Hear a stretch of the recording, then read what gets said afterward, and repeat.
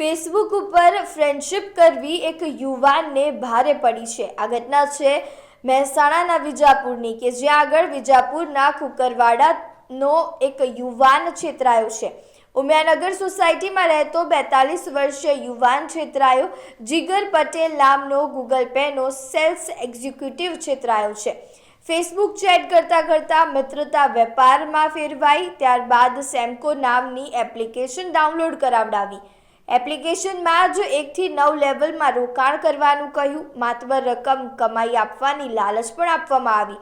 ત્યારે રકમની લાલચની સાથે લગ્નની લાલચ આપી અને પત્ની અને બાળકો રિસાઈને જતા રહ્યા હોવાથી આ વ્યક્તિ છે તે લલચાયો અને લાખો કમાઈ લેવાની અને લગ્નની લાલચમાં આ વ્યક્તિ છેતરાયો છે।